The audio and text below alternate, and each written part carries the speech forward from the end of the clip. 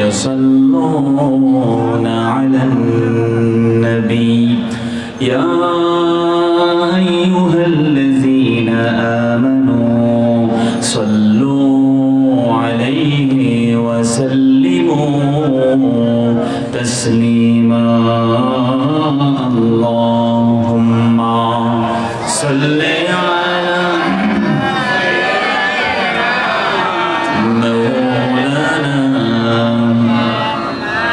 وعلى آل سيدنا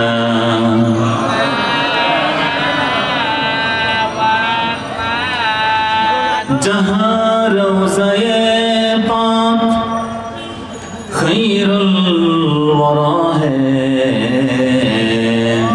وہ جنت نہیں ہے تو پھر اور کیا ہے اللہم جوڑے صلی علی مولانا محمد وعلی آل سیدنا کہاں میں کہاں ہوں مدینے کی گلیاں او قسمت نہیں ہے تو پھر اور کیا ہے بلغ العلا بکمالہ کشف الدجا حسنت جمیع خصالہ صلوا علیہ সিরাজিয়া জাকিরিন সংঘ ফেনী জেলা শাখার উদ্যোগে আয়োজিত আজকের এই একাদশ বার্ষিক ওয়াজ জিকির ও দোয়ার মাহফিল অনুষ্ঠিত হতে যাচ্ছে ঐতিহাসিক মিজান ময়দান ফেনীতে।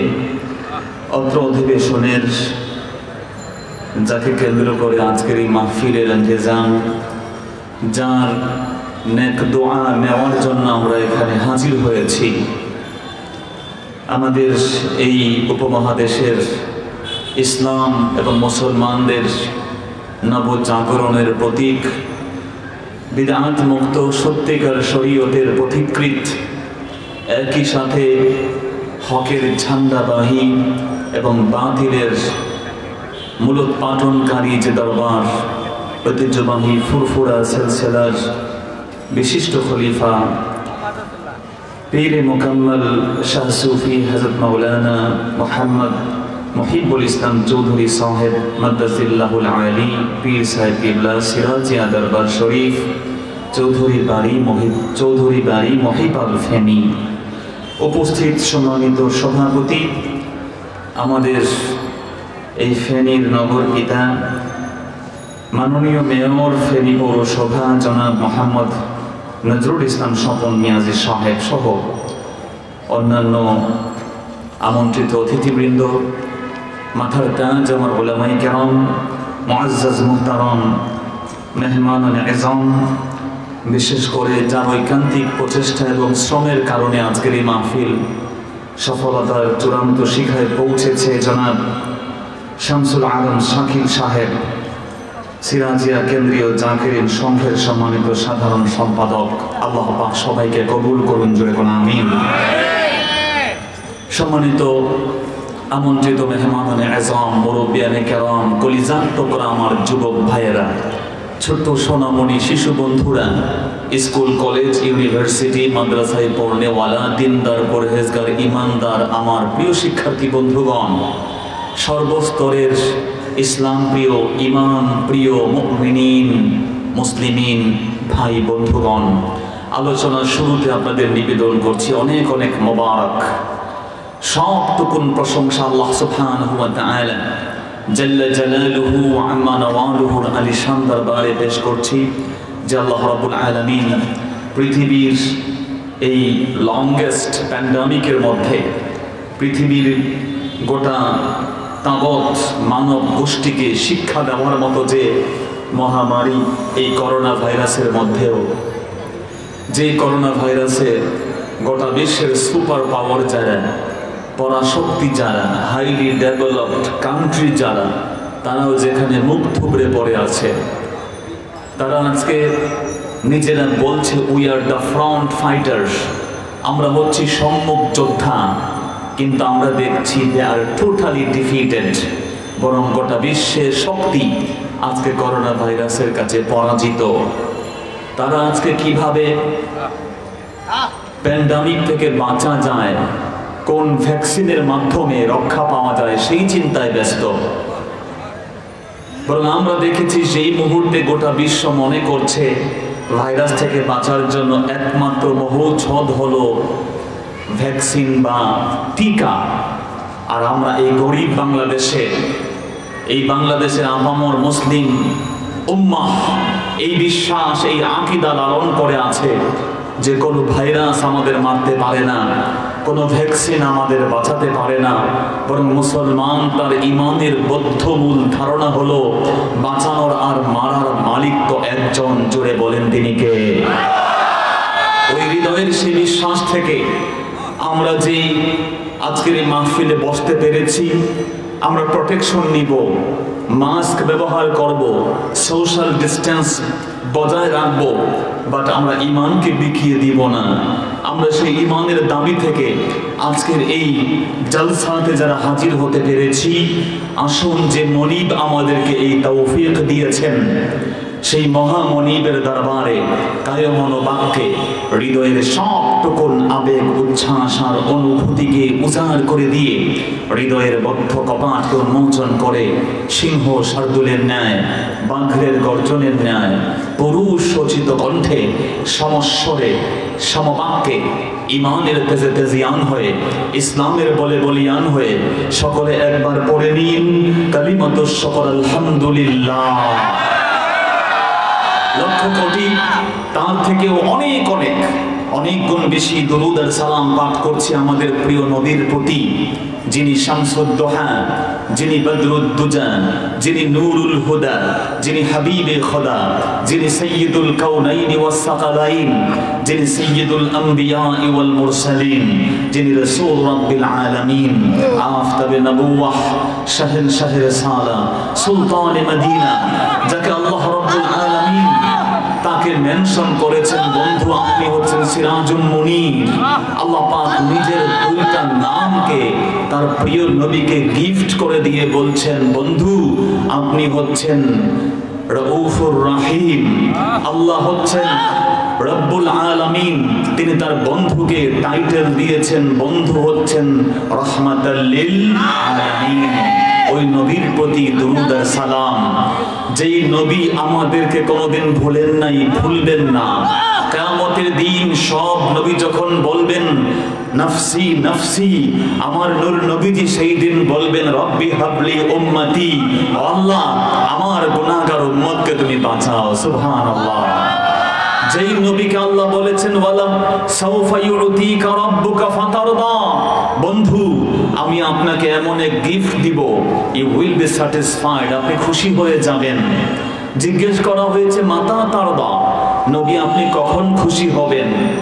নূর নবীজি জবাব দিয়েছেন ওয়ালাম আরদা ওয়া ওয়াহিদুম মিন উম্মতি ফিন্নার, আমার একটা উম্মত জাহান্নামে থাকা পর্যন্ত আমি নবী কখনো খুশি হব না। আল্লাহু আকবার। যেই নবীকে আল্লাহ বলছেন ওয়ারাফা'না লাকা যিকরাক, বন্ধু গো আমি তোমার জিকিরকে, তোমার স্মরণকে আমি বুলন্দ করে দিয়েছি। আল্লাহু আকবার। জিজ্ঞেস করা হয়েছে কাইফা রাফা আল্লাহু লাকা যিকরাক, রাসূল আপনার জিকিরকে, আপনার স্মরণকে আল্লাহ পাক বড় করেছেন, এর মেথড কি? রাসূল বলেন আমার আল্লাহ আমাকে জানিয়েছেন, বন্ধু ইজা যুকিরতু যুকিরতা মাই, দোলকে ভুলকে গ্রহ নক্ষত্রে চন্দ্র সূর্যে এই পৃথিবীর যে কোনো স্থল, যে কোনো জায়গাতে আমি আল্লাহকে স্মরণ যেখানে করা হবে, তুমি বন্ধুর স্মরণ সেখানে হয়ে যাবে। সুবহানাল্লাহ। যেই নবীর এত মান, এত সম্মান, যেই নবীর এত দরদ, এত ভালোবাসা আমাদের জন্য, ওই নূর নবীজিকেও আমাদের ভালোবাসা দরকার আছে না নাই? ওই নবীর সুন্নত তরিকায় জিন্দেগিকে গঠন করার প্রয়োজন আছে না নাই? একইভাবে সেই নূর নবীজির শান এবং মান নিয়ে যদি কেউ ছিনিমিনি খেলে, সেই নবীর আরশচুম্বী মর্যাদা নিয়ে কেউ বাজে কথা বলে, ওই নবী পাকের সুন্নত, সামান্য এক সুন্নত নিয়ে কেউ যদি কটাক্ষ করে, মুসলমান কে কোন দল, কে কোন পার্টি, কার কি রঙের পাগড়ি, কে কোন রঙের পাঞ্জাবি পরি, সব ভুলে গিয়ে মুসলমান এক হয়ে নবীর উম্মত নাস্তিক আর মুরতাদদের বিরুদ্ধে দাঁত ভাঙা জবাব দেওয়ার দরকার আছে না নাই? আমরা তো এক উম্মত, আমাদেরকে এই বিষয়টি ভুলে গেলে চলবে? বরং পৃথিবীর তামাম ইমানদার আহলুল কিবলা যারা, তার তরিকার স্লোগান আলাদা হতে পারে, তার আমলের ভিন্নতা থাকতে পারে, তার নামের টাইটেল ভিন্ন হতে পারে, তার মাথার পাগড়ির রং অন্য রঙের হতে পারে, তার পাঞ্জাবির বোতাম ভিন্ন হতে পারে, কিন্তু দিন শেষে সে আমার মুসলমান ভাই। ঠিক কিনা জোরে বলে? অতএব মুসলমান যদি ভাই ভাই হয়ে আমরা থাকতে না পারি, তাহলে এই বিশ্ব জগতে মুসলমানদের কিন্তু বিজয় সুনিশ্চিত করা সম্ভব হবে।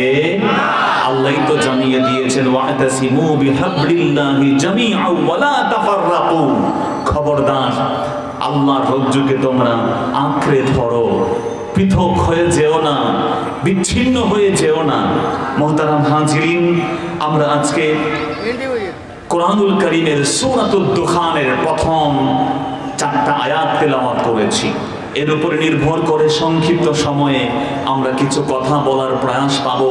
আল্লাহ পাক যেন আমাদেরকে তৌফিক এনায়েত করেন, জয় বলেন আমিন। মুহতারাম হাজিরিন, যেই সময়টিতে আমরা আছি মাহে শাবান, রজব মাসের পরে এই মাসের বড় মূল্য। আল্লাহ রাসূলের একটি হাদিস থেকে পাওয়া যায়, বলা হচ্ছে, রজবু শাহরুল্লাহ ওয়া শাবানু শাহরি ওয়া রমাদানু শাহরু উম্মতি।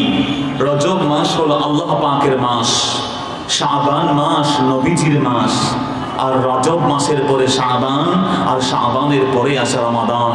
রাসূল বলেছেন, আর রমাদান হচ্ছে আমার গুনাহগার উম্মতের মাস। বলেন সুবহানাল্লাহ। এই রজব মাস, এরপরেই যে শাবান, রাসূল রজব আসলে পরেই দোয়া করতেন, আল্লাহুম্মা বারিক লানা ফি রজব ওয়া শাবান ওয়া বাল্লিগনা রমাদান। রমজান পর্যন্ত পৌঁছার জন্য রাসূল কায়মনোবাক্যে রজব থেকে দোয়া করতেন। অনেক আউলিয়া কেরাম, ওয়া হুম কানু ইয়াদউনা সিত্তাতা আশহুর ইলাল্লাহি সুবহানাহু ওয়া তাআলা লিইউবাল্লিগাহুম রমাদান। সাহাবায়ে কেরাম, আউলিয়া কেরামদের অনেকেই দীর্ঘ 6 মাস পর্যন্ত দোয়া করতেন রমজান পাওয়ার জন্য। সুবহানাল্লাহ বলেন। এজন্য আমরা রমজান পেতে চাই কি চাই না? আরো জোরে চাই কি চাই না? মুহতারাম হাজিরিন, আল্লাহ পাক আমাদের রমাদানে পৌঁছে দেন, কোন আমিন।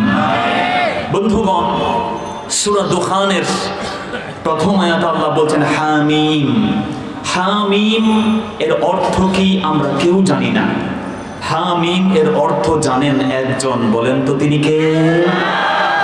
আলিফ লাম মিম যেমন, আলিফ লাম রা যেমন, কাফ হা ইয়া আইন সাদ যেমন, একইভাবে হামিম এর অর্থ কেউ জানে না। যতগুলো আপনি অনুবাদের গ্রন্থ দেখবেন কোরআন কারীমের, সব জায়গায় হামিম, ইয়াসিন, তাহা এগুলোর অর্থ লেখা নাই, হুবহু যেটা আছে ওটাই বাংলায় লেখা। কি বলেন, ঠিক না? এজন্য আহলুস সুন্নাহ ওয়াল জামাতের আকীদা হলো, যদি আপনি কোরআন কারীম অর্থ বুঝে পড়েন সওয়াব বেশি হবে, কিন্তু অর্থ বুঝে না পড়লে সওয়াব হবে না, এমন বক্তব্য কোনো যোগ্য আলেম বলতে পারে না। এটি অতি দরদি যারা, মায়ের চেয়ে মাসির দরদ বেশি যাদের, যারা ইসলামের নামে অনইসলামিক বিষয়গুলোকে প্রচার করতে চায়, ইসলামকে মিস ইন্টারপ্রিটেশন করে ভুল বুঝাতে চায়, অথবা যাদের বুঝ ব্যবস্থায় ত্রুটি বিচ্যুতি আছে, তারাই আমাদের সমাজে বুঝায়, আরে কোরআন শরীফ পড়ো, অর্থ বুঝো না, 1.5 পয়সারও মূল্য নাই, চিল্লাই কর নাউজুবিল্লাহ। কিন্তু মুহতারাম হাজিরিন, কোরআনুল কারীম এটা কেবল অর্থের নাম নয়, বরং কোরআনুল কারীম ইসমুন লিন-নাজমি ওয়াল মাআনা জামিআ। কোরআন কারীমের সাথে এর যে মূল ইবারত, মূল যে আয়াত, ওটা থাকতেই হবে। অধিকাংশ আলেম একমত যে শুধুমাত্র কোরআন শরীফের অনুবাদ, আয়াত, আরবি আয়াত কেটে দিয়ে শুধু অনুবাদের কোন গ্রন্থ কোরআন শরীফের নামে ছাপানো হারাম। এজন্য বন্ধুগণ, কোরআনুল কারীম এর শব্দ এবং অর্থের সমন্বয় হচ্ছে কোরআন। এজন্য কোন মানুষ যদি কোরআনুল কারীমের কেবল শব্দগুলোর তালাফুজ করে, কেবল তিলাওয়াত করে, অর্থ বুঝে না, বুঝে পড়লে সওয়াব বেশি হবে, আমি আবারও বলছি, কিন্তু না বুঝেও পড়লে তাকে সওয়াব দিবেন যিনি, তিনি কে? আমার মুসলমান ভাইয়েরা, যারা বলছেন কোরআন কারীম এর অর্থ না বুঝে পড়লে সওয়াব হবে না, যদি আপনি তাকে জিজ্ঞেস করেন কোন আল্লাহর গোলাম হামিম পরে মারা গেল, আপনার বিবেক কি বলে যেই লোকটা হামিম পরে মারা গেছে, ওই লোকটা যে দুইটা লফজ উচ্চারণ করেছে তার সওয়াবকে আল্লাহ দিবেন না? আমার মুসলমান ভাইয়েরা, আলিফ লাম মিম পরে কেউ মারা গেল, কাফ হা ইয়া আইন সাদ পরে কেউ মারা গেল, ইয়াসিন পরে মারা গেল, তারপরে আর তেলাওয়াত করতে পারে নাই, খোদার কসম ওই যেইটুকু তেলাওয়াত করেছে তার সওয়াব দিবেন যিনি, তিনি কে? এখন যদি আপনি বলেন যে এর সওয়াব হবে না, কিন্তু বন্ধু আপনি বলেন আলিফ লাম মিম এর অর্থ পৃথিবীর কেউ দিতে পারবে না? বরং সমস্ত মুফাসসির একমত একটা তাফসীর নিয়ে, তা হলো আলিফ লাম মিম কাফ হা ইয়া আইন সাদ এগুলো হরুফে মুকাত্তাআত, আয়াতে মুতাশাবিহাত। আল্লাহ কোরআনে বলছেন মিনহা, এর মধ্যে কিছু আছে স্পষ্ট মুহকামাত ওয়া উখারু মুতাশাবিহাত, কিছু আছে অস্পষ্ট। তাহলে এই আলিফ লাম মিম পরে যে ব্যক্তি মারা গেল এর অর্থ পৃথিবীর কেউ জানে না, কিন্তু অর্থ না জানলেও এর যে সওয়াব হবে এই কথা আমার রাসূল স্পষ্ট বলে দিয়েছেন। বলেন না সুবহানাল্লাহ। নূর নবীজি সাল্লাল্লাহু আলাইহি ওয়াসাল্লাম বলেছেন আলিফ লাম মিম, এই পৃথিবীর বুকে মান ক্বারা হারফান ওয়াহিদান ফালাহু আশরু আমসালিহা। জগতের কোন মুসলমান যদি ঈমানের সাথে কোরআনুল কারীমের একটা আয়াত, একটা শব্দ উচ্চারণ করে, আমার আল্লাহ এক হরফের বিনিময়ে 10টা নেকি দিয়ে তাকে মালামাল করে দিবে। নবীজি আমার বলছেন ওয়ালাম আকুল আলিফুন লা আলিফ লাম মিম হারফুন ওয়াহিদুন, আমি এই কথা বলছি না যে আলিফ লাম মিম এক হরফ, বাল আলিফুন হারফুন লামুন হারফুন মিমুন হারফুন। আলিফ লাম মিম দেখতে একরকম মনে হলেও উচ্চারণ করতে 3টা অক্ষর লেগেছে, ঠিক কিনা? নূর নবীজি বলেছেন শোনো, কোন আল্লাহর গোলাম যদি আলিফ লাম মিম তেলাওয়াত করে রে, আমার আল্লাহ কেবলমাত্র 10টা নেকি দিবেন তাই নয়, যেহেতু সে আলিফ লাম মিম 3টা অক্ষর উচ্চারণ করেছে, 3 × 30 গুণ নেকি দিয়ে তার আমলনামাকে মালামাল করবেন কে? এইজন্য হামিম এর অর্থ আমরা জানি না, জানেন একজন, জোরে বলেন তিনি কে? আল্লাহু আ'লামু বিমুরাদিহি বিহি, এর অর্থ কি তা আল্লাহ ছাড়া আর কেউ জানে না। আল্লাহ পাক তারপরে বলছেন ওয়াল কিতাবিল মুবিন, সুস্পষ্ট কিতাবের কসম। কোরআনুল কারীমে সব কিছু আছে না নাই? আরে হিম্মত দিয়ে বলেন আছে না নাই? এই কোরআন কারীমের মধ্যে যেমন নামাজ কেমনে পড়বেন, রোজা কেমনে রাখবেন, হজ কেমনে করবেন, যাকাত কেমনে দিবেন, এগুলোই কেবল নয়, কোরআন কারীমে ব্যবসা কেমনে চলবে, দেশ কেমনে চলবে, রাষ্ট্র কেমনে চলবে, ওই সমস্ত বিবরণ কোরআনে আছে না না? এজন্য কোরআন কারীম দিয়ে কেবল নামাজ চলবে তা নয়, কোরআন কারীম দিয়ে কেবল হজ কেমনে করব তা নয়, কোরআন কারীম কেবল মাহফিলে বয়ানের জন্য লাগবে তা নয়, ব্যবসা বাণিজ্য, আমার সংসদ, আমার পার্লামেন্ট, আমার তামাম পৃথিবীর সব কিছু চলবে কোরআন দিয়ে, তার বিবরণ আছে না? ওয়াল কিতাবিল মুবিন, সুস্পষ্ট ক্রিস্টাল ক্লিয়ার করে আল্লাহ পাক সব দিয়ে দিয়েছেন। এজন্য আল্লাহ রাসূল বলেছেন, কোরআনেও আল্লাহ বলেছেন, আমার এই কিতাবে আমি কিচ্ছু ছাড়ি নাই। যদি বলেন সুবহানাল্লাহ। আম্মা জানা আয়েশা রাদিয়াল্লাহু বলেন, খোদার কসম রে, তামাম উম্মতে মুহাম্মদী শোনো, লাউ ফাকিদতা আইকালান, যদি তোমার একটা জুতার ফিতাও তুমি হারিয়ে ফেলো, ওই তোমার জুতার ফিতাটাও যদি তুমি কোরআন কারিমে খুঁজতে লাগো, খোদার কসম তোমার আল্লাহ তোমার ওই হারানো জুতার ফিতাটাও ফিরাই দিবে। অতএব বন্ধুগণ, এই কোরআনুল কারীম কেবল আমরা মসজিদে আসলাম তখন কোরআনের সৈনিক হলাম, মাহফিলে আসলাম তখন কোরআন শরীফের সৈনিক হলাম, বিষয়টা এমন নয়। বরং আমার জীবনের প্রত্যেকটি কনস্টিটিউশন, প্রত্যেকটি ইন্ডিকেশন, প্রতিটি ইনস্ট্রাকশন যেই কিতাবে আছে, সেই কিতাবটির নাম কি জোরে বলেন? এই জন্য মুসলমান ভাইয়েরা, অন্যান্য যত নবী পৃথিবীতে এসেছিলেন তাদের মুজিজা ইন্তেকালের সাথে ডিলেট হয়ে গেছে। মূসা নবীর লাঠি ছিল, নবী মূসা ইন্তেকাল করেছেন, তার লাঠির মুজিজা শেষ। যদিও এখন তা তুরস্কে আছে তুপকাফি মিউজিয়ামে। সমস্ত ইহুদিরা মিলে যদি সেই লাঠিকে রিকোয়েস্ট করে, ও লাঠি কুন হাইয়াতান, একটা সাপ হয়ে যাও, খোদার কসম করে বলেন তো ওই লাঠি কি সাপ হবে?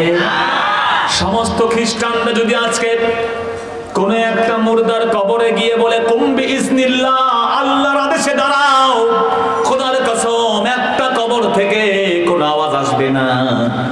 বরং তামাম পৃথিবীর যত নবী জিন্দেগিতে ছিলেন তাদের ইন্তেকালের সাথে মুজিজা ডিলেট হয়ে গেছে।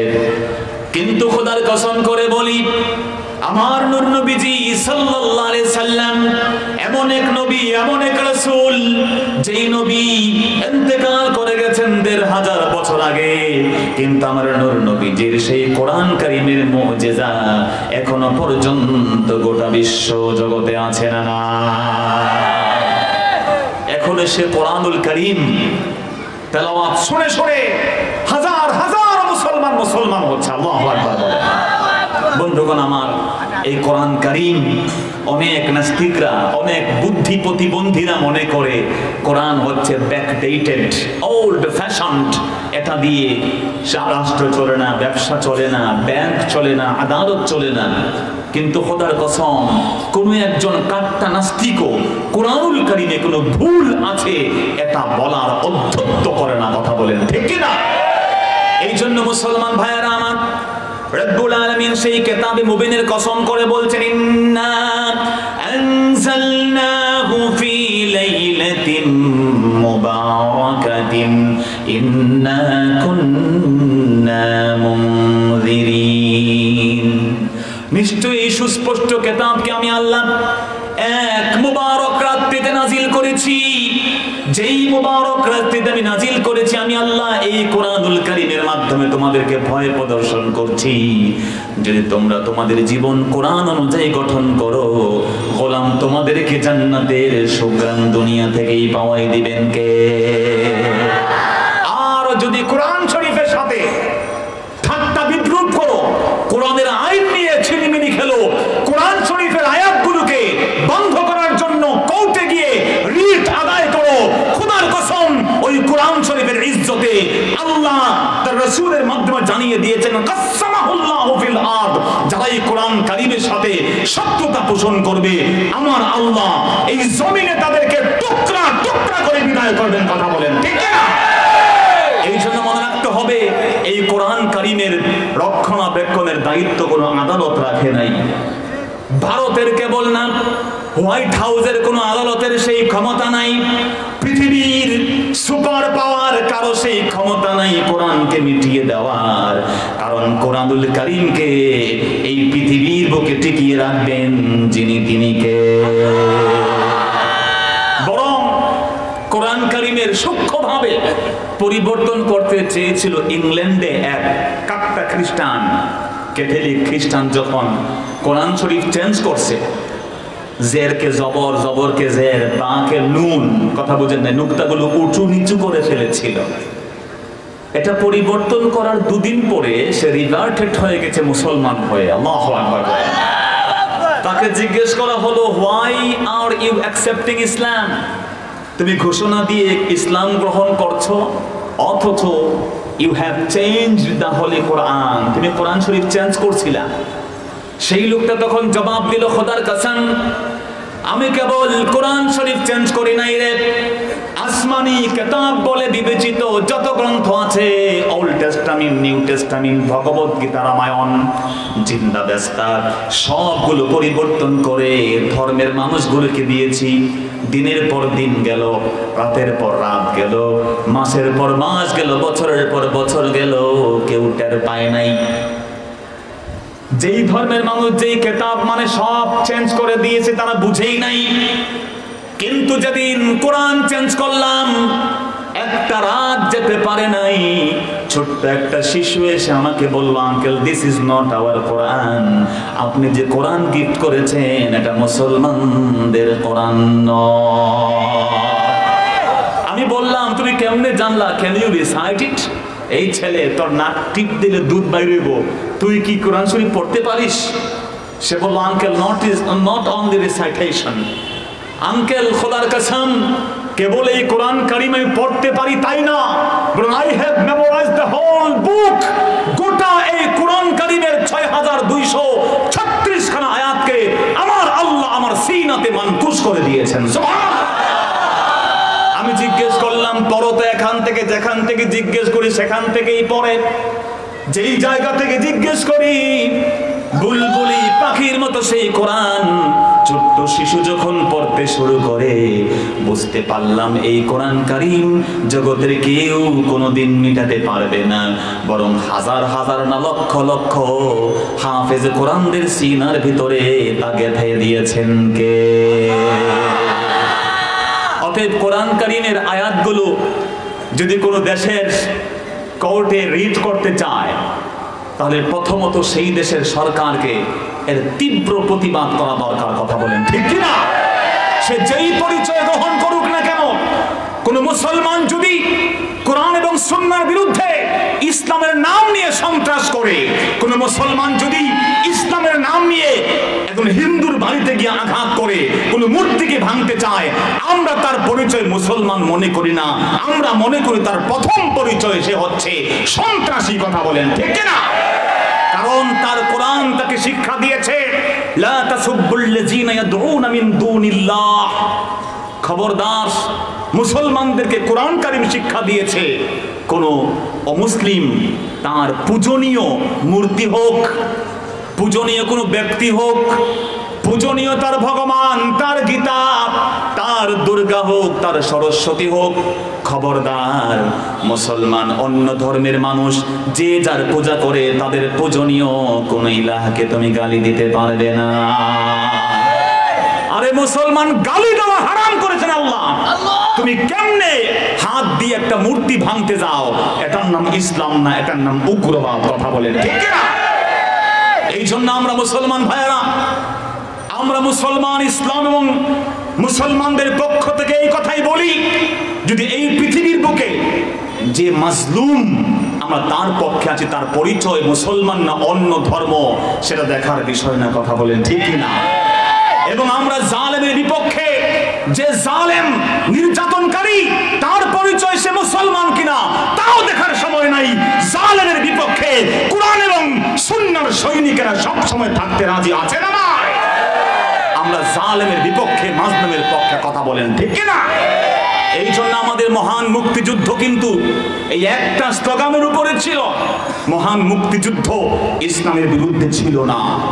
আমি আবারও ব্যর্থহীন ভাষায় বলতে চাই, এই ফেনীর মিজান ময়দান থেকে যারা ভুল বুঝের মধ্যে আছেন, মহান মুক্তিযুদ্ধকে কলঙ্কিত করতে চাচ্ছেন ইসলামের বিরুদ্ধে নিয়ে গিয়ে, মনে রাখবেন মহান মুক্তিযোদ্ধাদের 90%-এর বেশি ছিলেন মুসলমান। কথা বলেন ঠিক না? তাদের এই যুদ্ধ ছিল পাকিস্তানের সেই সমস্ত জালেম শাসকদের বিরুদ্ধে, এই যুদ্ধ ইসলামের বিরুদ্ধে ছিল না। কথা বলেন ঠিক না? আমরা সেই মুসলমান, আজকে আমরা সুন্নতকে অবজ্ঞা করছি। বন্ধুগণ আমার, নবীর এক সাহাবী সিরিয়ার বুকে গিয়ে খেতে বসেছেন রাজ দরবারে। কোন দরবারে? জোরে বলেন। রাজ দরবারে খেতে বসেছেন। যখন খেতে বসেছেন রাজ দরবারে, এক লোকমা খাবার নিচে পড়ে গেল। এক লোকমা খাবার যখন নিচে পড়ে গেছে, সেই সময় ওই সাহাবী আর এদিক সেদিক তাকান নাই। নবীর সুন্নত হচ্ছে পড়ে যাওয়া খাবারটাও উঠাই খেতে হবে। ওই খাবারের মধ্যেও বরকত রেখে দিয়েছেন কে? নবীর সাহাবী যখন খেতে বসেছেন, ওটা তুলবেন, তখন আশপাশের লোকজন হাঁ করে তাকিয়ে আছে। এটা রাজার দরবার, এখানে পড়ে যাওয়া খাবার তুলতে নাই। নবীর সাহাবী ঈমান দীপ্ত ভাষায় ঘোষণা দিলেন, আ'আতরুকু মিন সুন্নতি রাসূলিল্লাহি লিহাউলাইল হুমাকা। আমি কি আমার নূর নবীজির একটা সুন্নতকে এই সমস্ত আহম্মকদের কারণে ছেড়ে দিব? এটা হতে পারে? কিন্তু আজকে মুসলমান যদি কেউ নবীর সুন্নতকে অপমান করে, তার পরিচয় যাই হোক, তার বিরুদ্ধে আমাদের কথা আছে না নাই? জোরে কোন আছে না নাই? আজকে সৌদি আরবের কথা আমরা বলি, বিশ্বের বুকে ইসলামের কৃষ্টি কালচারের ধারক এবং বাহক যাকে আমরা মনে করি, মনে রাখতে হবে ইসলাম এবং মুসলমান কোনো দেশ ভিত্তিক নয়। আমার নূর নবীজি কোনো দেশের মধ্যে সীমাবদ্ধ না। কথা বলেন ঠিক না? আমার নবীর সুন্নাত, আমার আল্লাহর কোরআন, আমার আল্লাহর এই আনিত জীবন বিধান ইসলাম, এটা কেবল আরব দেশের না, এটা পাকিস্তানের না, এটা আফগানের না। এই ইসলাম কুল কায়নাতের জন্য, নূর নবীজিকে গোটা বিশ্ব জগতের জন্য নবী হিসেবে পাঠিয়ে দিয়েছেন কে? আল্লাহ জানিয়ে দিয়েছেন, বন্ধু আপনি বলে দেন, ইন্নী রাসূলুল্লাহি ইলাইকুম জামিআ, I am the prophet for all mankind. আমি কোন এলাকার নবী নই, কোন ভাষার নবী নই, কোন গোত্রের নবী নই, কোন দেশের নবী নই, আমি কুল কায়নাতের নবী। আল্লাহু আকবার। এই জন্য মনে রাখতে মুসলমান, আমরা মুসলমান, সৌদি আরব যদি ভুল করে, কোরআন এবং সুন্নাহর সাথে সাংঘর্ষিক কোন আমল করে, তাদের বিরুদ্ধেও দাঁত ভাঙা জবাব মুসলমানদের তৈরি আছে না নাই? আরে হিম্মত দিয়ে বলেন না, আছে না নাই? সৌদি আরব যেই নবীর সুন্নত সাহাবী এক লুকমা খাবার ফেলে দেওয়া উঠাই নিয়েছেন, আজকের সৌদি সরকার, সৌদি আরবের মানুষগুলো কত খাবার অপচয় করে আপনি শুনলে অবাক হবেন। ডয়েচে ভেলে রিপোর্ট করেছে, সৌদি আরব এক বছরে যেই খাদ্য অপচয় করে, এমন অপচয়ের খাদ্য দিয়ে, কেবল এক বছরের খাবার দিয়ে, বাংলাদেশের যে পদ্মা সেতু তৈরি হয়েছে 30,000 কোটি টাকা দিয়া, কত হাজার কোটি জোরে বলেন? 30,000 কোটি টাকা সৌদি আরব প্রতি বছর 9 লক্ষ কোটি টাকা খরচ করে এমনিতেই ওয়েস্টেজ করে। নাউজুবিল্লাহ বলবেন না? ডয়েচে ভেলে বলছে, বাংলাদেশের পদ্মা সেতু 30,000 কোটি টাকা দিয়ে তৈরি হয়েছে। সৌদি আরবের অপচয় করা খাবারগুলো বিক্রি করে বাংলাদেশে এমন কমপক্ষে 14 থেকে 15টা পদ্মা সেতু প্রতি বছর বানানো যাবে। নাউজুবিল্লাহ বলেন। এজন্য আমরা, ইসলাম কোনো দেশকে রিপ্রেজেন্ট করে না, ইসলাম গোটা বিশ্ব জগতের। কথা বলেন ঠিক কিনা? এই জন্য মুসলমান ভাইয়েরা আমার, যদি এই পৃথিবীর বুকে ইসলাম এবং মুসলমানদের নাম নিয়ে কেউ জুলুমের রাজ কায়েম করে, তার বিরুদ্ধে মুসলমান গর্জে উঠবেই, এটা স্বাভাবিক। কথা বলতে হবে ঠিক কিনা? অতএব তার পরিচয় কি তা দেখার সুযোগ নেই। মহান মুক্তিযুদ্ধের যেই স্লোগানগুলো ছিল, সেখানে বারবার বলা হয়েছে, যা আল হক জাহাকাল বাতিল।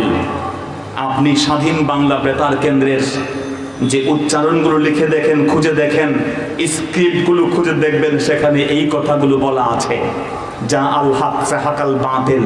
এটা অন্য কোনো ধর্মগ্রন্থের বাণী নয়।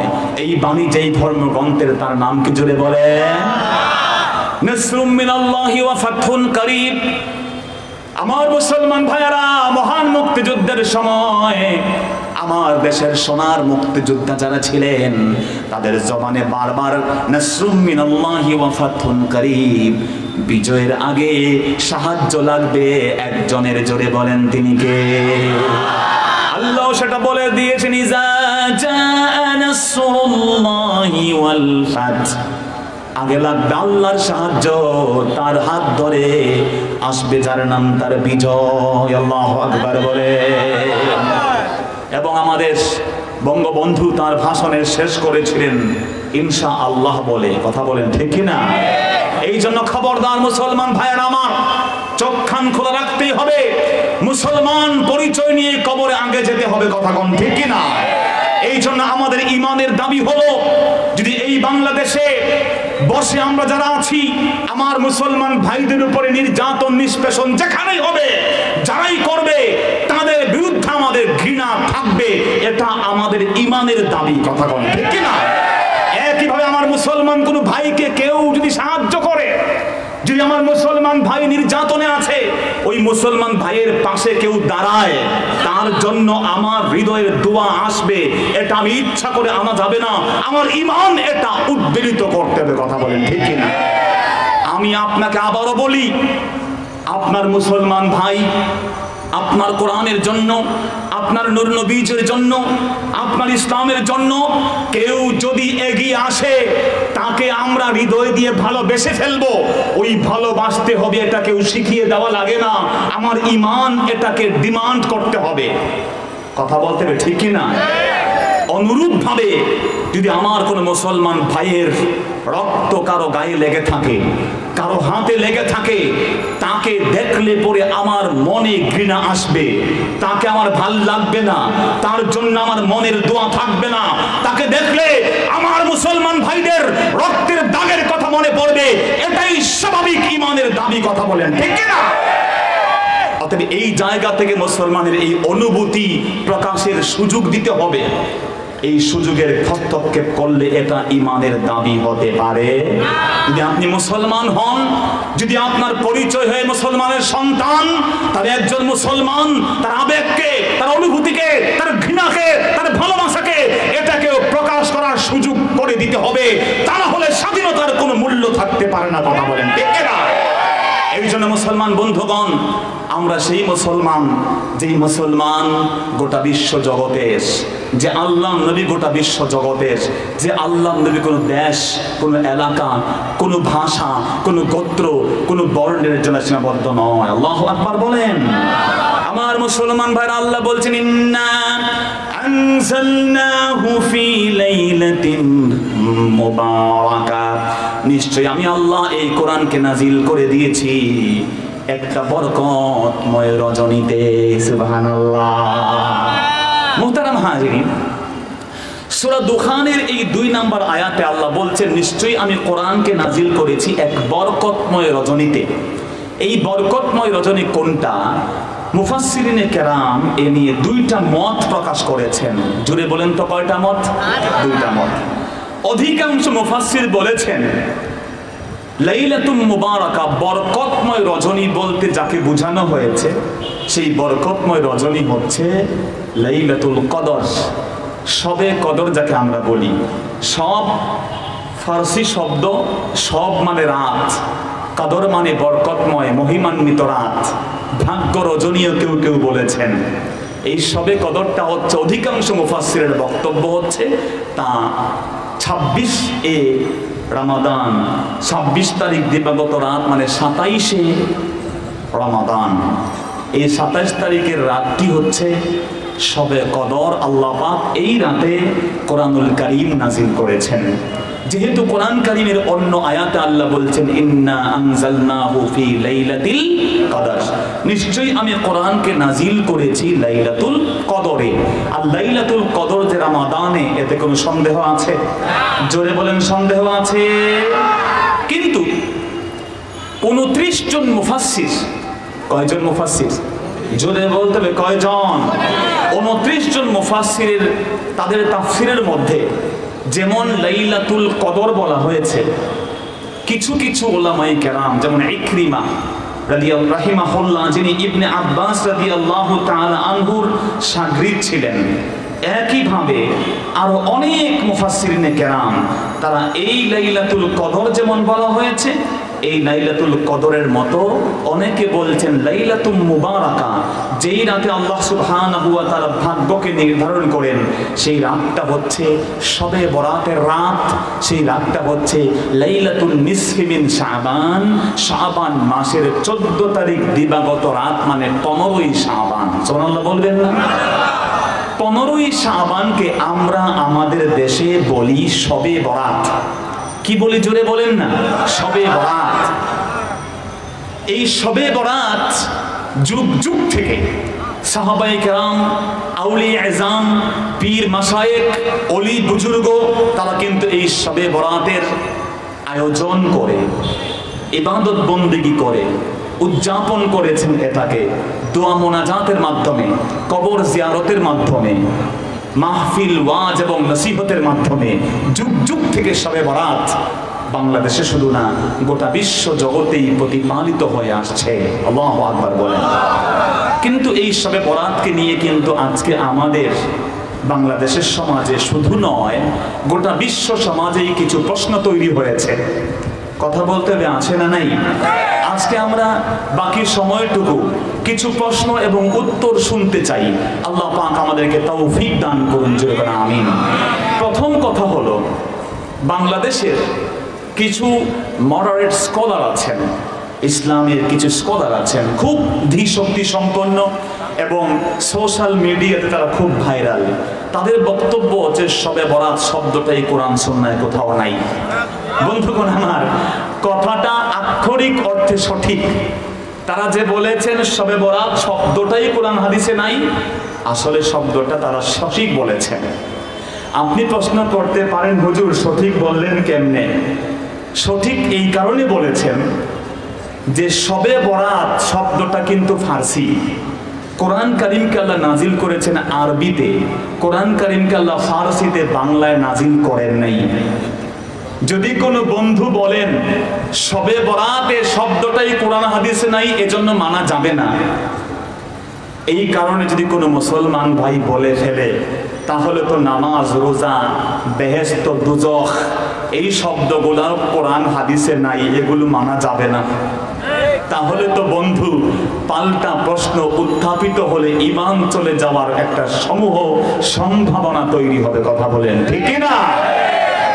আমার মুসলমান ভাইয়ানা, শবে বরাত শব্দ যেমন কোরআন হাদিসে নাই, কোরআন হাদিসকে আল্লাহ রাব্বুল আলামিন নাজিল করেছেন কোরআনকে আরবি ভাষায়। আল্লাহ বলছেন ওয়ালাকাদ নাযালনাল কুরআনা, কোরআন কারীমকে আল্লাহ নাজিল করেছেন আরাবিয়ান লাআল্লাকুম তাফকাহুন, যাতে করে তোমরা এটাকে বুঝতে পারো।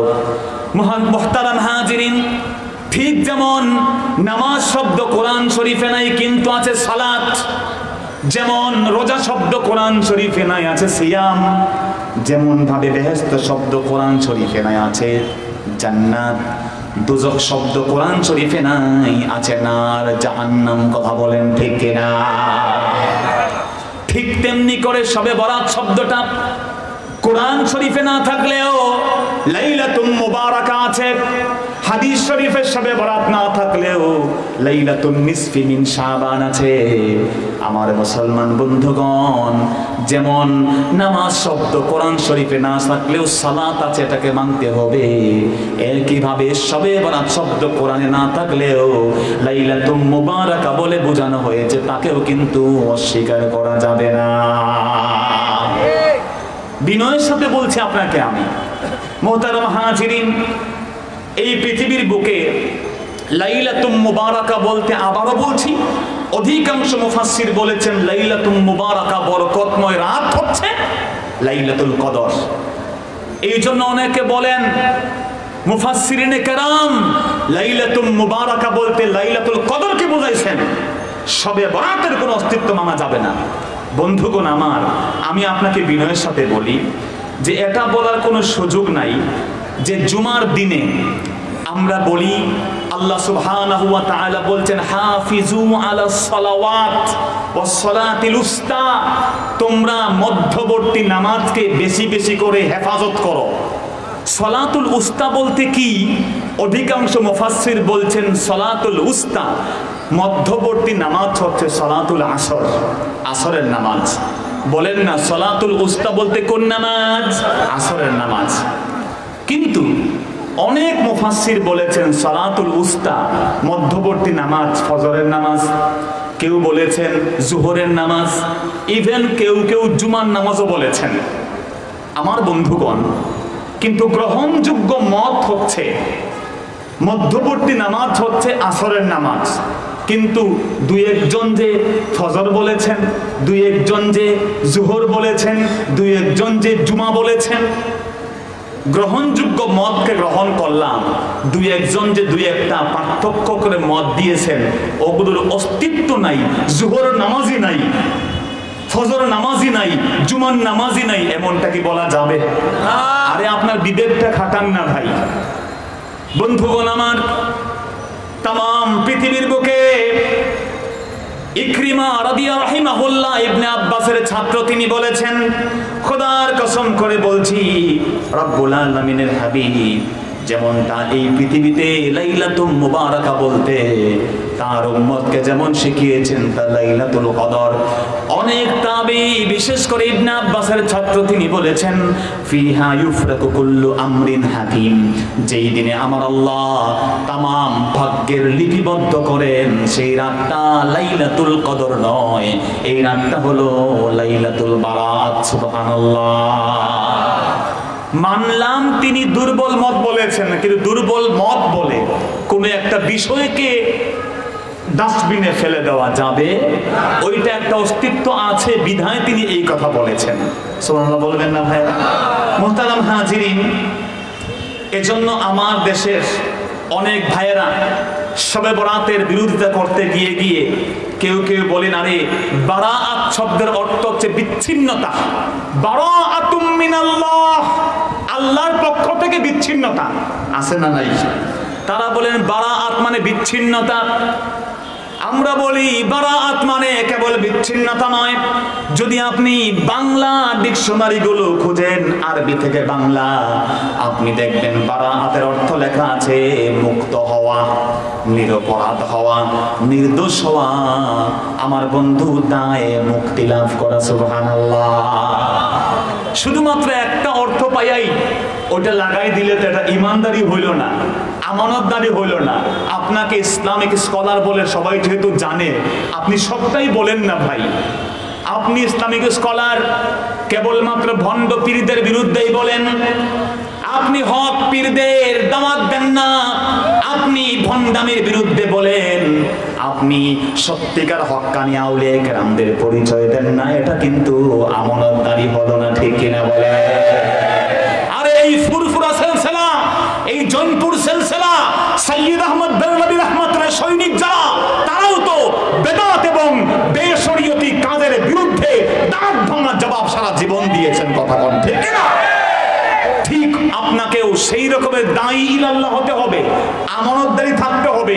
আপনি যেমন ভণ্ডামি, কুফরি, মানুষকে পূজা করা, পীরকে সাজদা করার বিষয়ে বলবেন, ঠিক একইভাবে এই বাংলাদেশের আউলিয়া কেরামরাই যে বাংলাদেশে ইসলাম প্রচার করেছেন, গোটা বিশ্ব জগতের বুকে বাংলার মুসলমান সেরা মুসলমান হয়েছে কামানের গুলায় নয়, বন্দুকের গুলিতে নয়, কেবলমাত্র তরবারির আঘাতে নয়, বরং আউলিয়া কেরামদের দিল সাফ করা, চোখের অশ্রুতার সাথে ছিল। কথা বলেন ঠিক কিনা? আপনি সেটি বললেন না, কেবলই একমুখী কথা বললেন। এটা তো সত্যিকারের দাওয়াতের পলিসি হতে পারে না ভাই। আমার মুসলমান ভাইরা, বরং শাহ সুফি কারামত আলী জয়পুর রহমতুল্লাহ আলাইহি যখন বাংলায় এসেছেন, 1 2 3 4 জন ব্যক্তি কেবল মুসলমান নয়, এক আল্লাহর ওলির কাছে কমপক্ষে 1 কোটি হিন্দু মানুষ তার হাতে হাত দিয়ে মুসলমান হয়ে গেছে। আরে ফুরফুরার মুজাদ্দেদ জামান, আজকে যে পীর সাহেবদের এখানে আসবেন, তার ঊর্ধ্বতন পীরে মরহুম যিনি ছিলেন আবু বকর সিদ্দিক আল ফুরফুরাবি রাহমাতুল্লাহ আলাইহি, তাকে চিঠি লেখা হলো, হুজুর সৌদি আরবের মানুষগুলো কাবার খাদেম, দাড়ি কাটে সমানে, বিড়ি সিগারেট খায় সমানে। আল্লাহর ওলি ফুরফুরা থেকে চিঠি লিখে পাঠালেন, রে আরবের মানুষগুলো, তোমাদেরকে মানুষ ভালো মনে করে, তোমাদেরকে কাবার খাদেম মনে করে, কিন্তু তোমরা দাড়ি কাটো আর বিড়ি সিগারেট খাও, এগুলো বন্ধ না করলে বিশ্বের মুসলমান তোমাদের লাথি মেরে সেখানে ফেলবে। কথা বলেন ঠিক কিনা? তাহলে বেদাতের বিরুদ্ধে, অনৈসলামিক কর্মকাণ্ডের বিরুদ্ধে আমরা থাকবো, তার পরিচয় কি তা মুখ্য উদ্দেশ্য না, সে শরীয়তের বিরুদ্ধে কাজ করছে। কথা বলেন ঠিক কিনা? আমার মুসলমান ভাইয়েরা, এজন্য আমাদের খেয়াল রাখতে হবে যে কেবলমাত্র বারাআত মানে বিচ্ছিন্নতা পড়লেন, আরে বাংলা অনুবাদে লিখে দেওয়া আছে বারাআত মানে মুক্তি হওয়া, বারাআত মানে নিরপরাধ হওয়া, বারাআত মানে নির্দোষ হওয়া, দায় মুক্ত হওয়া। তার মানে এই সবে বরাতের রাতে আল্লাহর কোন গোলাম যদি ইবাদত বন্দেগি করে, ওই বান্দাকে চিরতরে গুনাহ থেকে মাফ করে দিয়ে দিবেন কে? আল্লামা শামসুদ্দিন কুরতুবী রাহমাতুল্লাহ আলাইহি, কুরতুবী তাফসীরের একটা বড় কিতাব আছে, কোরআনুল কারীমের তাফসীরের প্রায় 17-18 খণ্ডের তাফসীর। তাফসীরে কুরতুবীর মধ্যে ইমাম কুরতুবী লাইলাতুল বারাতের 4টা নাম দিয়েছেন। সুবহানাল্লাহ বলবেন না? আপনি বলছেন, আমি আপনার বিবেককে প্রশ্ন করে, আপনি বলছেন সবে বরাত বলতে কিছু নাই, আর ইমাম কুরতুবী যিনি এই পৃথিবীর শ্রেষ্ঠ তাফসীর লিখেছেন তিনি বলছেন ওয়ালাহা আরবাআতু আসমা, লাইলাতুল বারাতের 4টা আরো নাম আছে। সুবহানাল্লাহ বলবেন না? আপনি কত বড় আলেম, জনগণকে বুঝাই দিলেন যে এই রাতে কোনো ইবাদত বন্দেগি নেই, ঘুমাই থাকলে আল্লাহ মাফ করবেন। নাউজুবিল্লাহ কইবেন না? অথচ আল্লাহ প্রথম আসমানে তার রহমতকে নাজিল করে বলেন হালমিন মুস্তাগফিরিন, আছো কি কেউ ক্ষমা চাবা? আমি আল্লাহ I am ready to forgive you, আমি তোমাকে ক্ষমা করতে তৈরি আছি। সুবহানাল্লাহ বলে। আরে আপনার আল্লাহ বলছেন ক্ষমা চাইতে, আর আপনি উম্মতকে দরজা বন্ধ করে মসজিদের ঘুমাইতে বলেন। সেই মফিউ লজ্জা হওয়া দরকার আপনার। আল্লাহ তো বলেছেন ওয়ামান আযলামু মিম্মান মানাআ মাসাজিদাল্লাহি আইয়ুযকারা ফিহা ইসমুহু ওয়া সাআ ফি খারাবিহা, তার থেকে আর জালেম কে আছে যে আল্লাহর ঘরগুলোকে বন্ধ করে দেয়, মুমিনদের জিকির হবে, ইবাদত বندگی হবে, ওর থেকে আল্লাহর ঘরকে তালা মেরে দেয়, তার থেকে আর বড় জালেম জগতে হতে পারে? অতএব সে জালেম, সন্ত্রাসী তার পরিচয়, সে যেই হোক না কোনো, ইমাম হোক, বড় খতিব সাহেব হোক, বড় স্কলার হোক, যদি সে অনিসলামিক কাজ করে তার পরিচয় আমরা কি দেখতে চাই না? আমরা মনে করেছি ইসলামের বিরুদ্ধে কাজটা করেছে। কথা বলতে ঠিক কি না?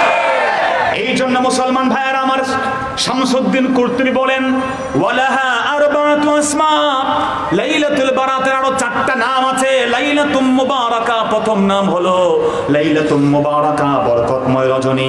2 নাম্বার হলো লাইলাতুল বারাআ, মুক্তির রজনী। 3 নাম্বার লাইলাতুল সাক, সাকুন মানে চেক চেক। আল্লাহ পাক রব্বুল আলামিন তার মুক্তিপ্রাপ্ত বান্দাগুলোকে লাইলাতুল কদরে তাদের নামগুলো লিখে ফেরেশতাদেরকে আল্লাহ দেয়। 4 নাম্বার নাম হচ্ছে লাইলাতুল কদর, ভাগ্যের রজনী। বন্ধুগণ, এগুলো আমি বললে আমার আপনি বিচার করেন। আজ থেকে শত শত বছর আগে ইমাম কুরতুবী এই কথা বলে দিয়ে গেছেন। জোরে বলেন না সুবহানাল্লাহ। বন্ধুগণ, চতুর্থত বলা হয় যে এই লাইলাতুল কদরকে মানলাম ভাগ্যর রজনী। তো ভাগ্যর রজনী কেন বলবো? আল্লাহ পাক তো সৃষ্টির 50,000 বছর আগেই ভাগ্য লিখে দিয়েছেন বান্দার, ঠিক না?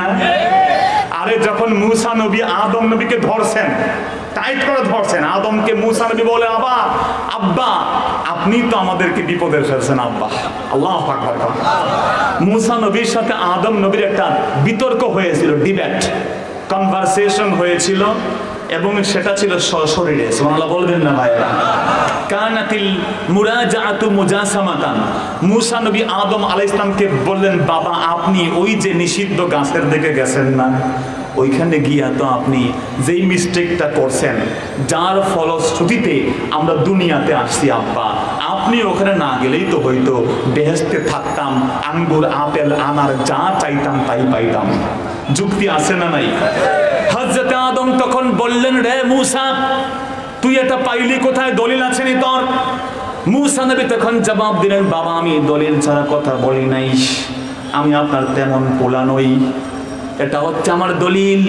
এই তাওরাতের মধ্যে আল্লাহ সব লিখে দিয়েছেন রে বাবা। আল্লাহু আকবার। কঠিন ভাবে ধরে ফেলেছেন আদম নবীকে। আদম নবী কিন্তু মাথা ঠান্ডা রাখছেন, উনি তো আব্বা, কথা বল ঠিক কি না?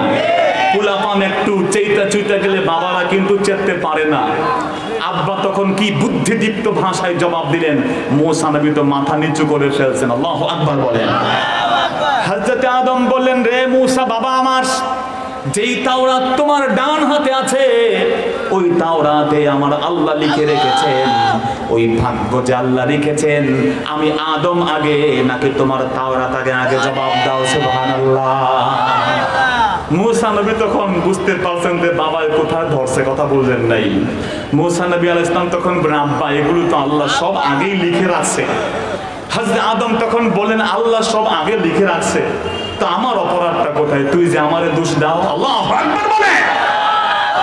এই জন্য বন্ধুগণ, যদি আপনি বলেন লাইলাতুল বারাআতকে ভাগ্যের রজনী বলা যাবে না, যেহেতু আল্লাহ 50,000 বছর আগে ভাগ্যগুলো লিখে রেখেছেন, তাহলে আমি বলবো লাইলাতুল কদরকেও ভাগ্য রজনী বলা যাবে না, কারণ লাইলাতুল কদরের বিষয় তো আল্লাহ 50,000 বছর আগে লিখে দিয়েছেন, ঠিক না? বরং মহিউস সুন্নাহ ইমাম বাগাবী, যিনি 510 হিজরিতে ইন্তেকাল করেছেন, আবারও বলি মহিউস সুন্নাহ ইমাম বাগাবী, যিনি মিশকাতুল মাসাবির মূল গ্রন্থ মাসাবি লিখেছেন। সুবহানাল্লাহ বলবেন না?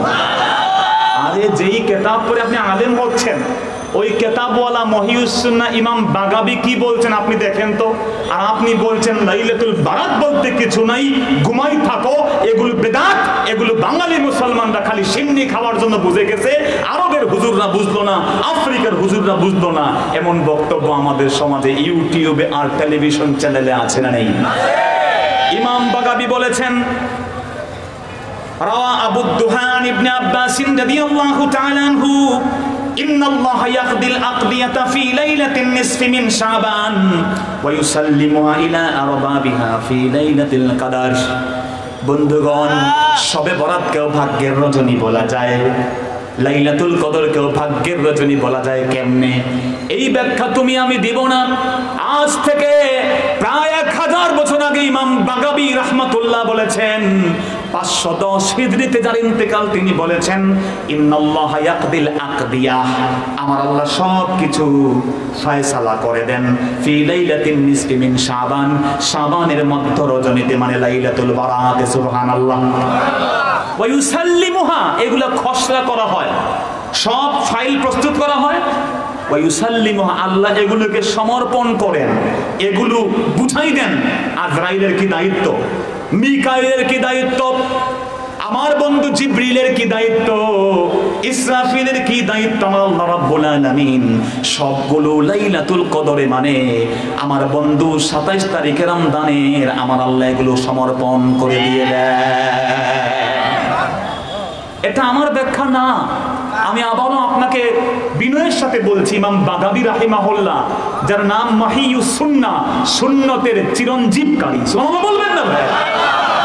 তিনি মিশকাতের মূল গ্রন্থটাকে সুন্দর করে দিয়ে গেছেন। ইমাম আবু সাউদ, যিনি 982 হিজরিতে ইন্তেকাল করেছেন, তিনি তার তাফসিরে আবু সাউদে একই কথা বলেছেন যে আল্লাহ পাক খসড়া তৈরি করেন লাইলাতুল বারাতে, মধ্য শাবানের রাতে, আর একটা ফাইনালাইজ করে বিভিন্ন ফেরেশতাদের কাছে সমর্পণ করেন লাইলাতুল কদরে। সুবহানাল্লাহ বলবেন। আমাদের দেশে বাজেট হয়, বাজেট হওয়ার পরে সেটা এক মেক এটা সেটা সংসদে গিয়ে পাস হয়, কি ভাই ঠিক না? এই পাসটা হওয়ার পরে পরে বিভিন্ন মন্ত্রণালয়ে এগুলো হ্যান্ড ওভার করা হয়। ঠিক লাইলাতুল কদরে এগুলো হ্যান্ড ওভার হয়, আর ফিক্স আপ হয় এই যে লাইলাতুল বারাতে। সুবহানাল্লাহ বলবেন না ভাই? এজন্য বন্ধুগণ, আমি আপনাকে বলছি, এই যে শবে বরাতের অস্তিত্ব নাই নাই বলছেন, এটা অন্যায় কাজ। প্রিয় নবীর প্রায় 15 জন সাহাবী, কয়জন সাহাবী? 15 জন সাহাবী, আমার নবীর 15 জন সাহাবী এই শবে বরাতের সম্পর্কে হাদিস বলেছেন। সুবহানাল্লাহ বললেন না?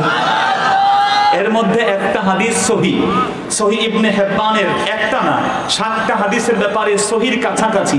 একটা হাদিস যে সহিহ তা নিয়ে কোনো ইখতিলাফ নাই। আল্লাহু আকবার বলেন।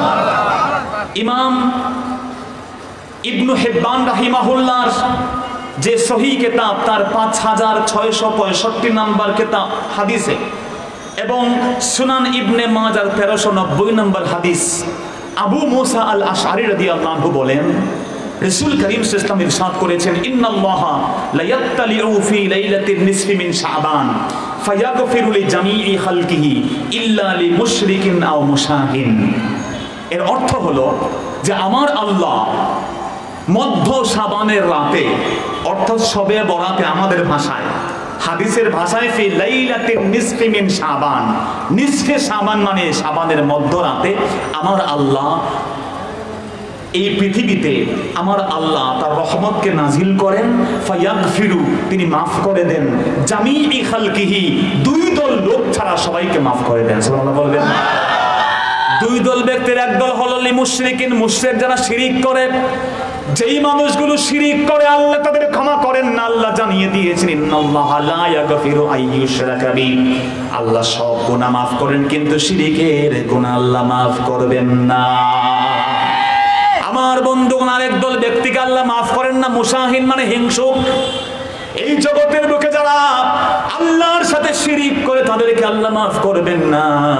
আর যারা মুসলমান ভাই, মুসলমান হওয়ার পরেও অপরকে হিংসা করবে তাকে আমার আল্লাহ মাফ করবেন না।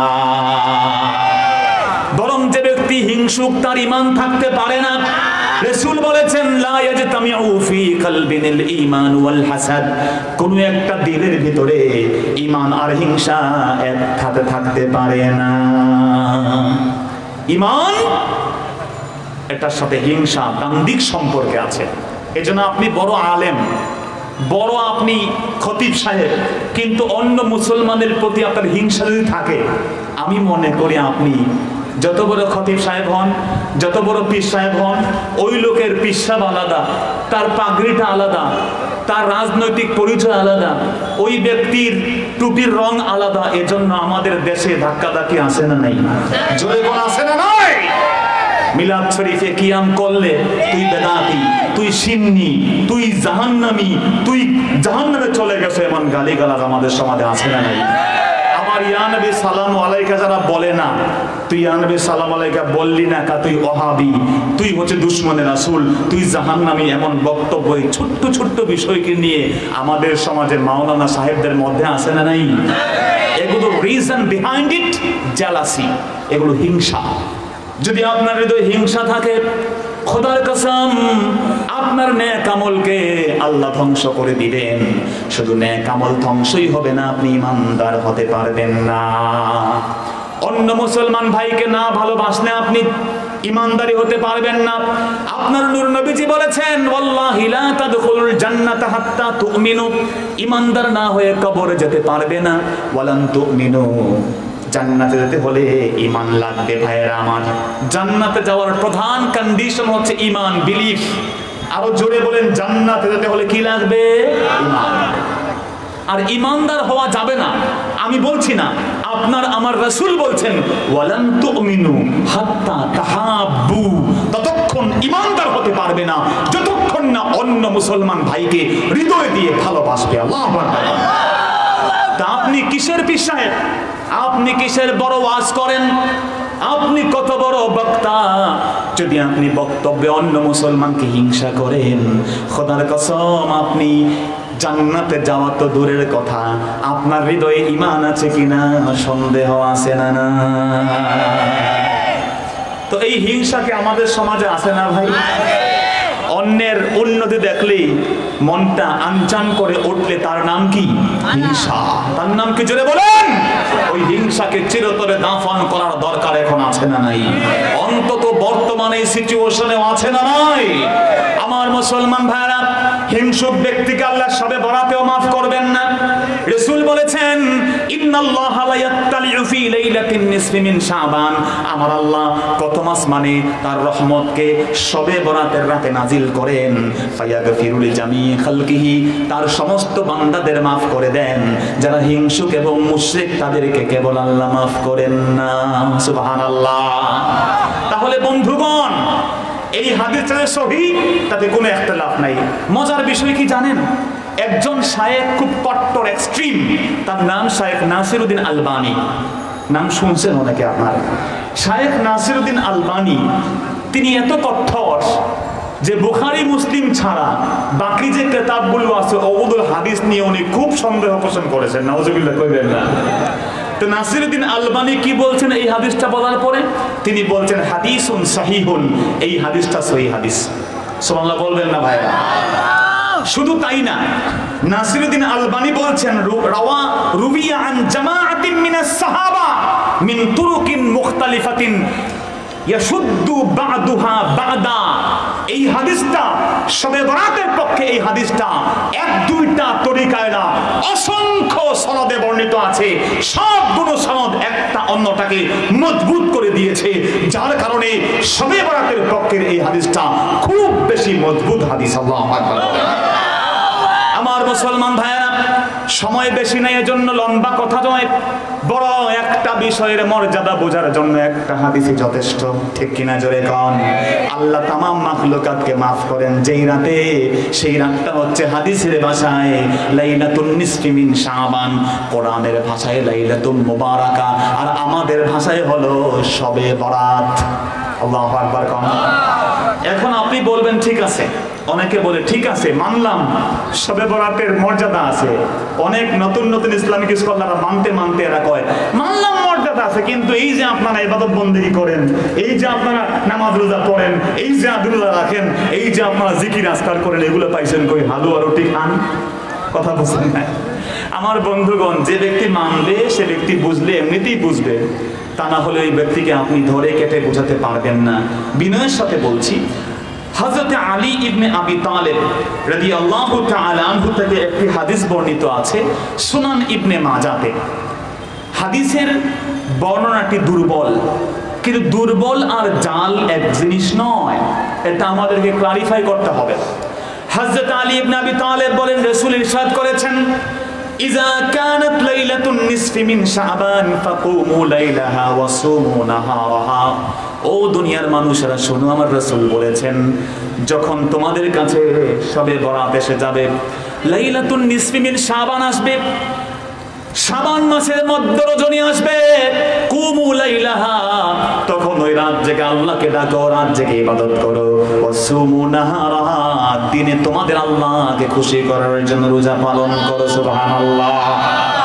ফাইন্নাল্লাহা ইয়ানজিলু ফিহা লিগুরুবিশ শামসি ইলা সামাঈদ দুনিয়া। রব্বুল আলামিন যখনই সূর্য ডুবে যায় তখন থেকে প্রথম আসমানে তার রহমতকে নাজিল করেন।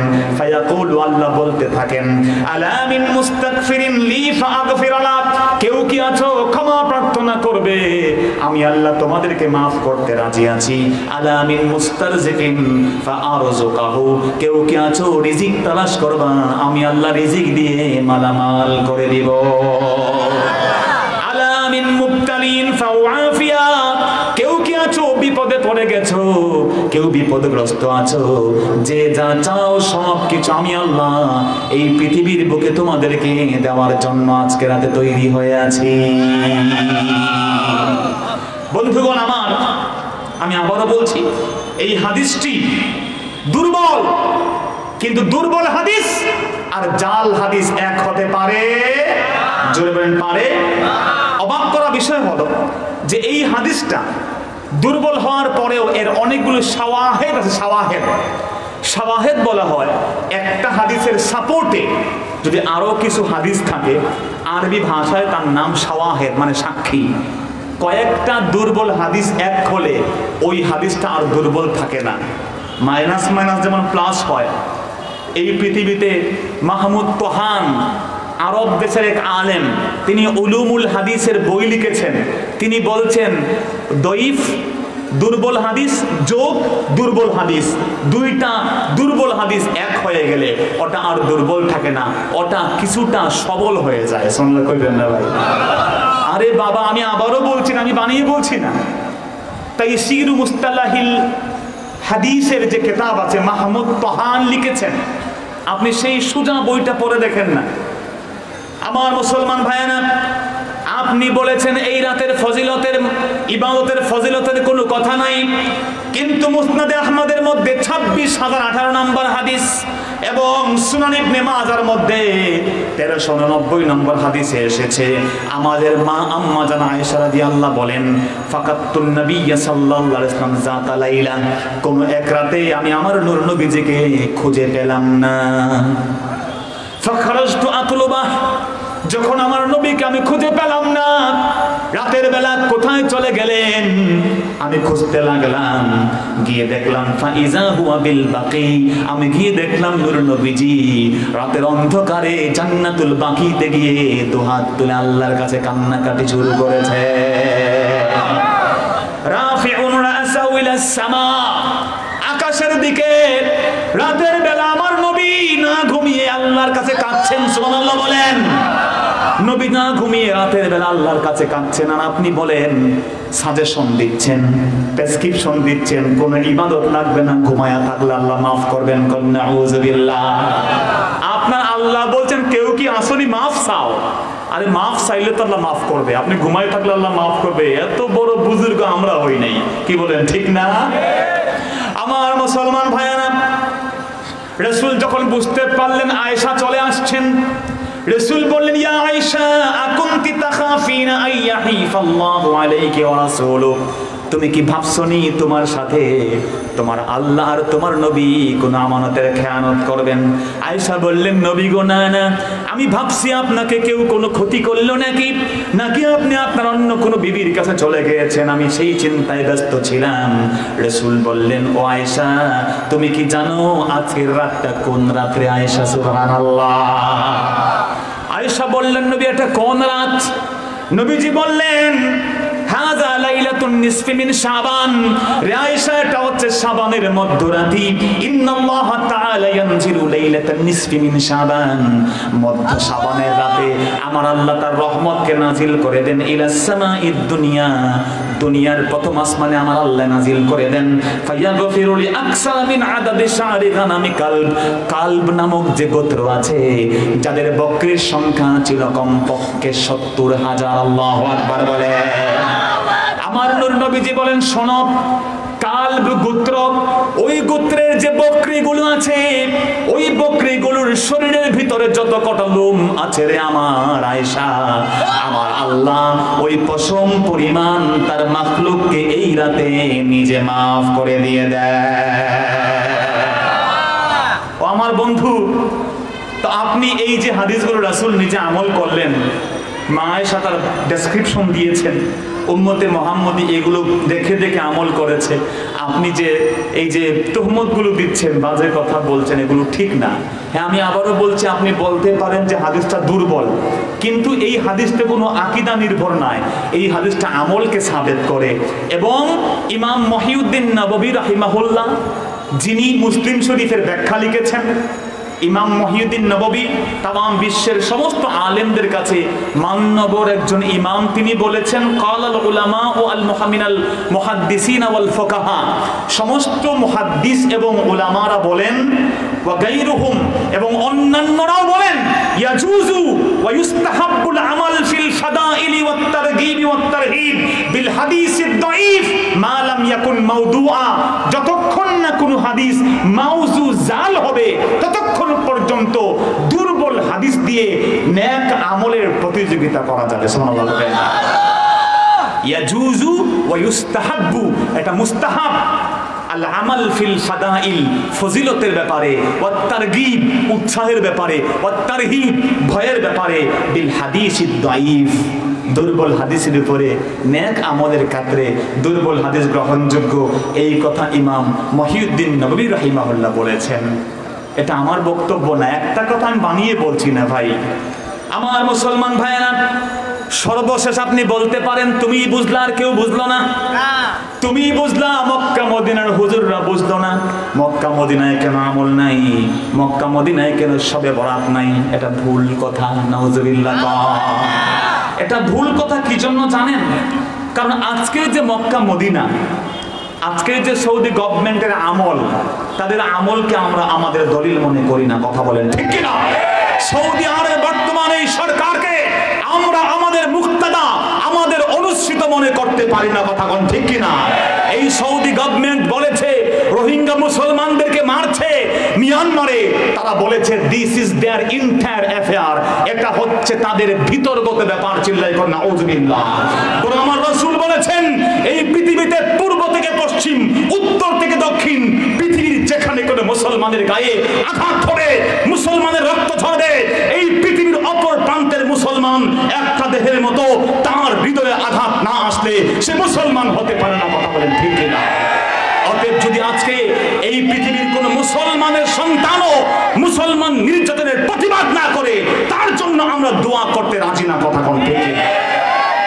একইভাবে মুসলমানদের উপরে পৃথিবীর যেখানে নির্যাতন হয়, ইরাকের বুকে 5 লক্ষের মতো একেবারে ছোট্ট ছোট্ট শিশুদেরকে আমেরিকা শহীদ করেছে।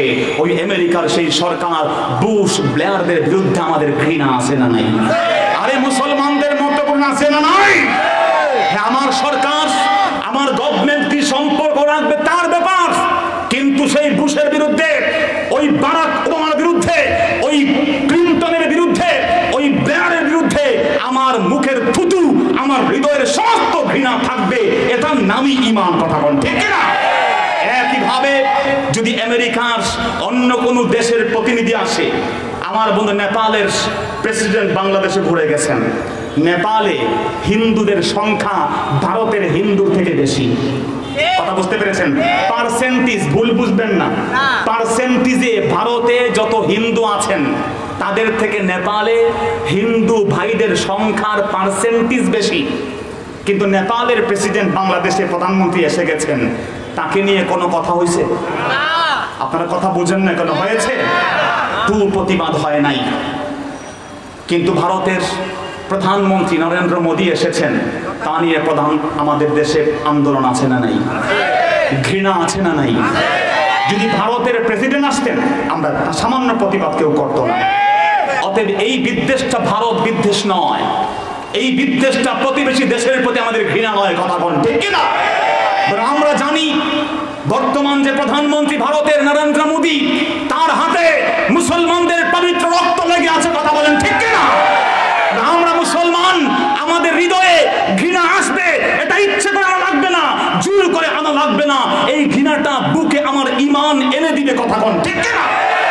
এজন্য আমরা এই প্রতিবাদের ভাষা কি হবে, ওই প্রতিবাদের কর্মকাণ্ড কি হবে, তার সাথে আমরা এই মুহূর্তে কথা না বললেও আমাদেরকে মনে রাখতে হবে ঈমানের সৌন্দর্য এটা।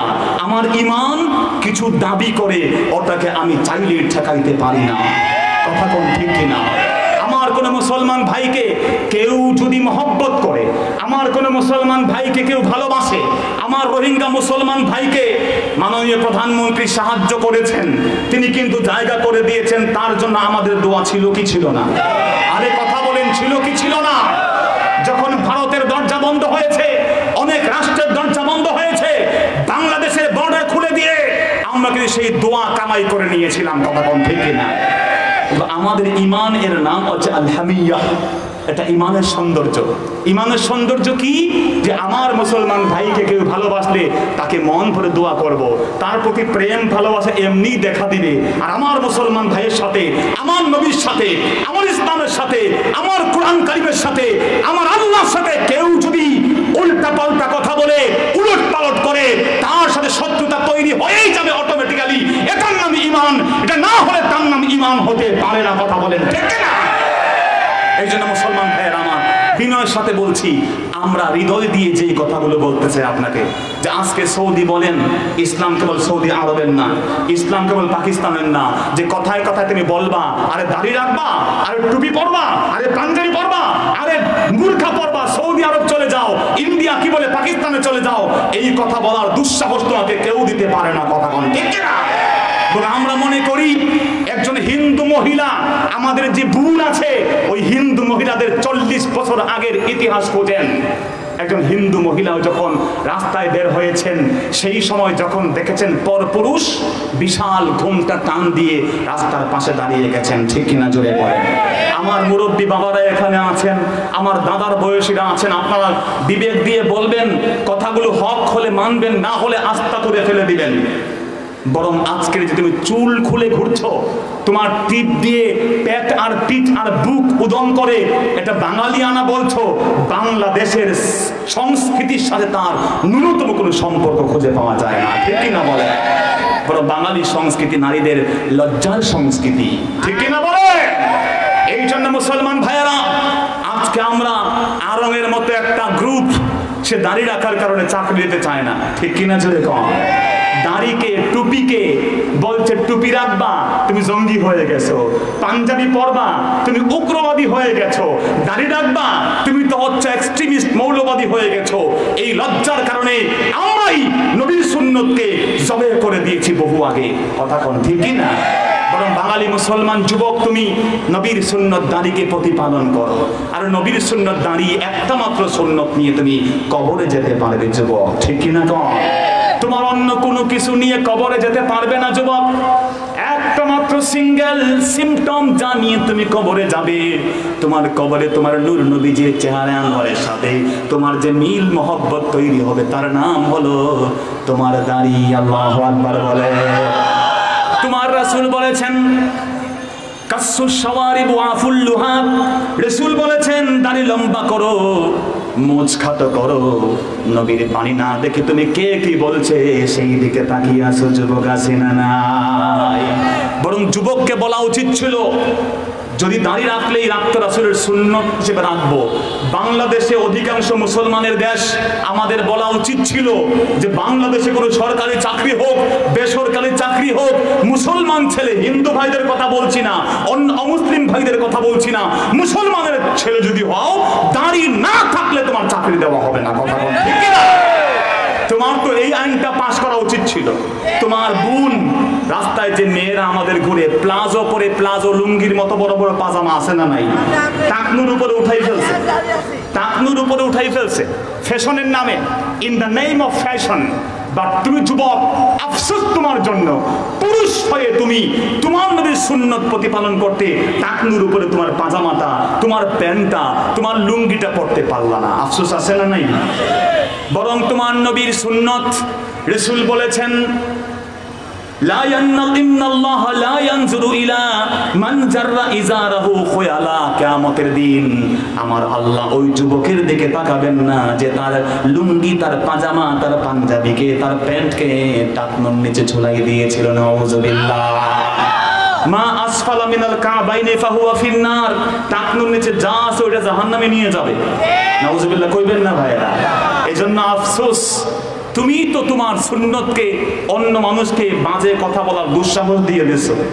বন্ধুগণ, এজন্য আমরা যেন এই কথা ব্যর্থহীন ভাষায় বলি যে নবীর সুন্নতকে প্রতিপালন করতে গিয়ে দাড়ি রাখলে যদি মৌলবাদী হই, পাঞ্জাবি পরলে যদি জঙ্গি হই, যদি নূর নবীজির পাগড়ি আর টুপি মাথায় দিলে আমাকে উগ্রবাদী বলো, তাহলে আমি তো নবীর সুন্নত প্রতিপালন করতে গিয়ে হাজারবার উগ্রবাদী হতে রাজি, হাজারবার মৌলবাদী হতে রাজি। কথা বলেন ঠিক কিনা?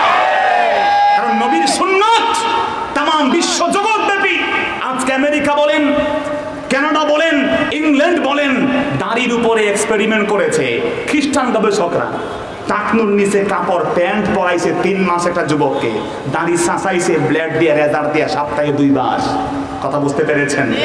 এরপরে আরেকটা ছেলেকে দাড়ি রাখাইছে আর টাকনুর উপরে প্যান্ট পরাইছে মুসলমানদের নবীর সুন্নত প্রতিপালন করতে। 3 মাস অবজারভেশন করে দেখেছে, হরমোন টেস্ট করে, যেই ছেলেটা দাড়ি কাটছে, টুপি পরে নাই, টাকনুর নিচে প্যান্ট পরছে, আমাদের বর্তমান অতি বুদ্ধিমান মুসলমানদের মতো, আমার বন্ধুগণ তার যৌবন শক্তি ওই ব্যক্তির থেকে 3 গুণ কমে গেছে।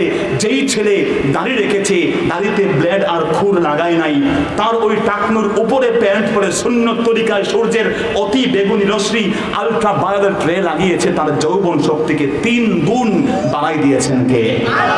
জোরে বলেন কে? তো এই সুন্নত কেবল দুনিয়াতেই তোমাকে বাঁচাবে তা না, কিয়ামতের দিন দাঁড়িয়ে এই সুন্নত তোমাকে জান্নাতি বানাবে। ঠিক কিনা জোরে বলেন? এই জন্য মুসলমান ভাইয়ের আবারও বলছি, বর্তমান সৌদি আরব তারা আমাদের মূল মুক্তাদা, আমাদের ফলোয়ার, আমাদের কোনো আদর্শ মনে আমরা করছি না, কারণ আমরা আদর্শ মনে করি কোরআন এবং সুন্নাহ। ঠিক কিনা জোরে বলেন? জোরে বলেন ঠিক কিনা? সৌদি আরব হালাল মদের বার তৈরি করতেছে। হালাল মদের বার মানে কি? মদ খাবে 3 চুমুকে, হালাল হবে না। দাঁড়ায়া না খায়া ডান হাত দিয়ে বসে বসে আল্লাহর নাম নিয়ে মদ খেলে হালাল হবে? বুরখা পরে যদি কোনো মুসলমান মেয়েও বুরখা পরে, এমন বুরখা পরে টাইট ফিট বুরখা, ওই বুরখা ওই মেয়েটাকে জাহান্নামে নিবে। কথা বলেন ঠিক কিনা? যদি আল্লাহর কোনো গোলাম মানুষকে ধোঁকা দেওয়ার জন্য দাঁড়িয়ে রাখে, ওজনে কম দেওয়ার জন্য দাঁড়িয়ে রাখে, কোন আল্লাহর গোলাম দাঁড়িয়ে রাখে মানুষকে দুর্নীতি করে ঠকানোর জন্য, তোমার ওই দাঁড়িয়েও তোমাকে যুবক জাহান্নামে নিয়ে আসে না। ইসলাম is worldwide as a unique religion. ইসলামকে বুঝতে হলে খালি কোনো আত্মকেন্দ্রিক বুঝ ব্যবস্থায় চলবে না।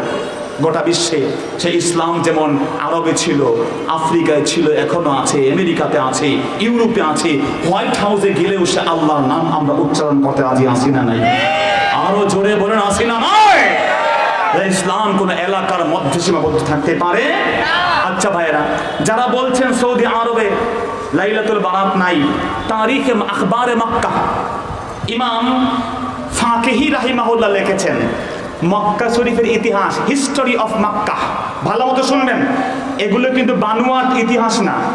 তারিখে মক্কার 3 পৃষ্ঠার মধ্যে কথা লেখা আছে। তারিখে মক্কার ইতিহাসে বলা আছে, ইজা কানা লাইলাতুন নিসফি মিন শাবান, যখন লাইলাতুন নিসফি মিন শাবান মানে শবে বরাতের রাত আসতো, আরবরা কি করতো? আরবের মক্কা শরীফের মানুষেরা খারাজা আম্মাতুর রিজাল ওয়ান নিসা ইলাল মসজিদ, আরব দেশের পুরুষরা তাদের সাথে মহিলাদেরও কিছু ইবাদতের ভিন্ন জায়গা ছিল, মহিলারাও বের হতো ইবাদত বন্দেগীর জন্য। সুবহানাল্লাহ বলবেন না? ফাসাল্লু, তারা আল্লাহর ঘরে তাওয়াফ করতো, নামাজ পড়তো, ওয়া তাওয়াফু, তাওয়াফ করতো, ওয়া আহয়ু লাইলাতাহুম হাত্তা সাবা, এমন কি ফজর পর্যন্ত রাত জেগে আল্লাহর ইবাদত বন্দেগী করতে চলে বলেন সুবহানাল্লাহ। তা আপনি আজকে বলছেন এই ইতিহাস, আজকের এই ইতিহাস আর যুগ যুগ ধরে যে ইতিহাস, তা আপনি একসাথে মিলালে চলবে? আপনি বলছেন আমরা কেবল হালুয়া রুটির জন্য এই কাজগুলো করছি। না না, ভুল করছেন আপনি। আপনি বলছেন সাহাবীরা কেন এই রাত পালন করলেন না? আপনি কি জানেন নবীর সুন্নতের সবচেয়ে বেশি পাবন ছিলেন ইবনে ওমর রাদিয়াল্লাহু তাআলা আনহু?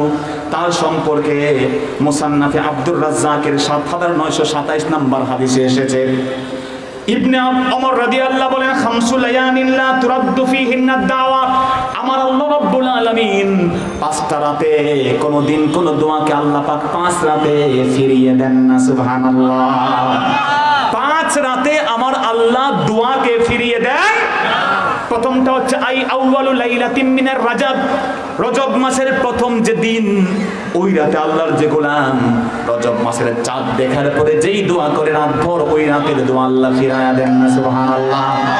2 নম্বরে লাইলাতুন নিসফি মিন শাবান, শাবানের মাঝ রাত মানে 14 তারিখ দিবাগত যে রাত, তার মানে শবে বরাত, তার মানে লাইলাতুন মুবারাকা, তার মানে লাইলাতুন নিসফি মিন শাবানে যেই ব্যক্তি দোয়া করে, ওই দোয়া আমার আল্লাহ খালি ফিরিয়ে দেন না। সুবহানাল্লাহ। 3 নম্বর জুমার রাত। কিসের রাত জোরে বলেন? জুমার রাতে বান্দা দোয়া করলে আল্লাহ ফিরিয়ে দেন না। আর 4 এবং 5 নাম্বার হলো 2 ঈদের রাতে আমার আল্লাহ দোয়া খালি হাতে ফিরিয়ে দেন না। সুবহানাল্লাহ। আমরা আযানের জবাব দেই, আমরা শেষ করব, আযানের পরে 2 মিনিট কথা বলে শেষ করব ইনশাআল্লাহ। আল্লাহু আকবার, আল্লাহু আকবার, আশহাদু আন লা ইলাহা ইল্লাল্লাহ,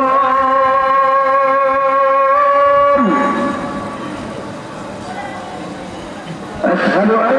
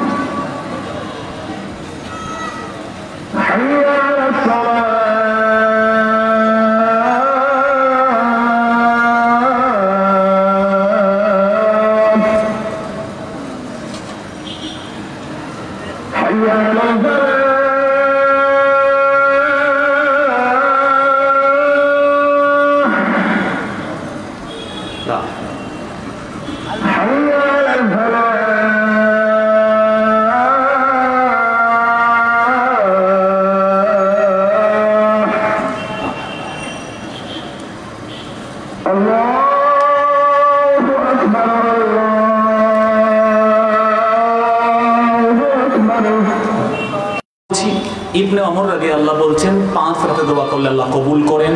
রজবের প্রথম রাত, এরপর আমরা বললাম লাইলাতুন নিসফি মিন শাবান শবে বরাতের রাতে, জুমার রাতে এবং আর 2টা রাত 2 ঈদের রাতে দোয়া করলে কবুল করবেন কে? ইমাম শাফিঈ কে জানেন? উনি একটা দলিল খুঁজতে গিয়ে কোরআন শরীফ 300 বার পড়েছেন।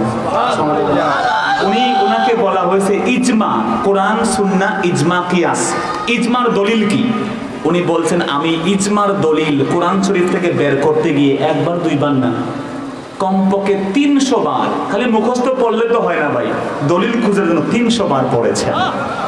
উনি তার কিতাবুল এর প্রথম খণ্ডের 264 পৃষ্ঠায় বলছেন ইন্নাদ দুআ ইউস্তাজাবু ফি 5 লায়াল, 5 রাতে আল্লাহ দোয়া কবুল করেন।